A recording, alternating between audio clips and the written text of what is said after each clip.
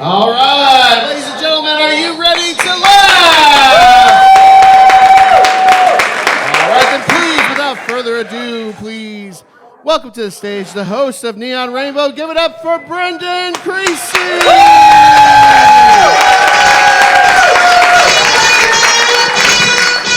Yeah! Give it up for Neon Rainbow, everybody. Thank you for being here. This is our first show, and you're here. Thank you for coming. Give it up for yourselves. All right. Give it up for Helium and the staff serving you. Please take care of them just like you would anywhere else. Just be nice. My name's Brendan. I am queer. I'm a bear. Grr. The kind you want to meet in the woods. Fellas. Sorry, ladies.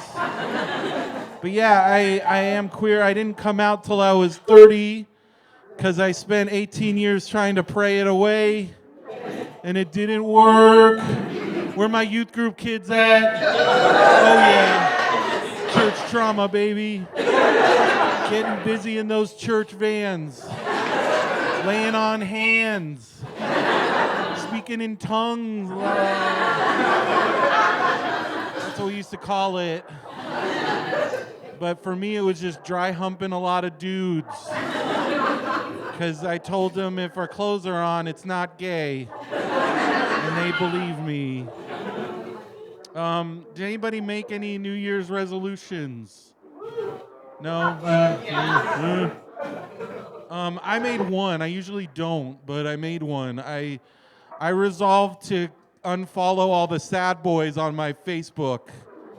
Anybody know these boys? It's mostly boys.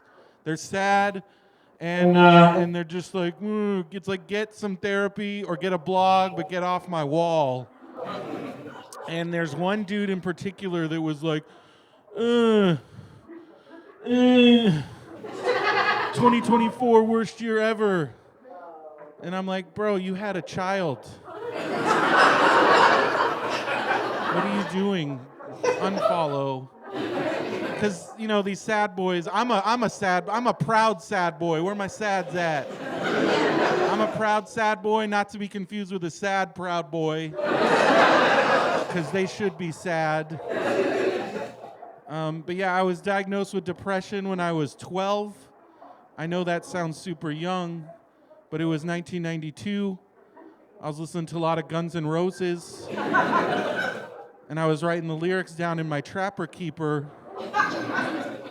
And my mom found it. And she was like, oh no. My son is trapped in the cold November rain. We better lock him up. And thankfully my dad swooped in and was like, slow your roll, Gail. We should just get him some therapy. It's a lot cheaper, less traumatizing than the psych ward. He was right. I do get a new diagnosis every 10 years. 20 anxiety, 30 ADHD, 40 PTSD. I am collecting all the wrong letters. None of the good ones. No MBA, no PhD. Just using a lot of THC. At least I used to. It's still in there. I don't know. I even got diagnosed with Asperger's once. Where my spectrum's at? Yeah, hell yeah. We're there. We're weird. I got diagnosed with Asperger's. I took this test, and the doctor gave me, and he was like, oh, geez. You're right on the bubble for this, but you have so much other shit going on. We're going to table it. And that was 20 years ago, so fuck me. And in the meantime, they removed Asperger's from the diagnostic manual. You guys know that? It's not a thing anymore. Because that guy was a fucking Nazi. Fuck Asperger's. Fuck his disease. And it's like I'm on the spectrum now. Whoop-de-doo. Most Portland comedians are on the spectrum. I'm not special. And it's like, so what? You can't make eye contact that well. So what? spend thousands of dollars on WrestleMania tickets. That's between me and Vincent Kennedy McMahon. And that guy's awful. I don't know if you've seen the Netflix documentary. He's terrible. Can't stop giving him money. I, as a queer person, I now understand the Chick-fil-A conundrum. Can't stop, won't stop. One time I was having a manic episode and I saw a commercial for WWE Fantasy Camp. And I took out a $3,000 personal loan so I could go. Worth it. So worth it. I went to Florida. I met my favorite wrestler. His name's Shinsuke Nakamura. Because you have to understand, it was me, 8 rich dudes, and a Make-A-Wish kid. R.I.P. It was 7 years ago. I'm sorry. He was nice. But yeah, so I met Shinsuke, and he was like, Brendan, you don't, what are you, rich? Because you don't seem like a Make-A-Wish kid. What's your deal? And I was like, oh, no, I'm not rich. I'm just a sad boy. And he's like, when I get sad, I go surfing. I don't spend a lot of money on trips. And he was like, and then I was like, oh, well, that's nice, Shinsuke, but my dad was a surfer. He surfed every day, and he's fucking dead. And Shinsuke looked at me, he's like, oh, geez, you are a real sad boy.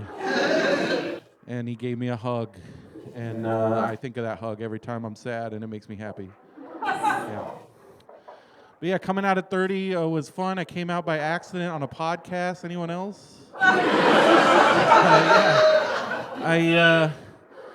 It was a True Blood podcast. It says 2010. I mean, come on.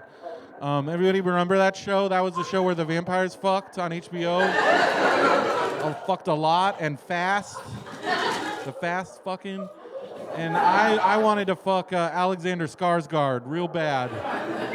I'd fuck all the Skarsgårds, even to Dad, but I wanted to fuck Alexander, and I kept talking about it on the podcast to the point where they were like, the host was like, Brendo, are you gay? And I was like, oh, shit. You got me. I am gay for Alexander Skarsgård and most dudes. And then because tens of people listen to the podcast, I had to tell my friends and family I was gay, or at least I thought I did.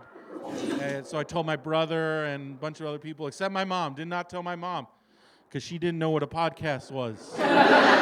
And she still doesn't, so everybody here just shush. All right, you guys ready to get this showcase rolling?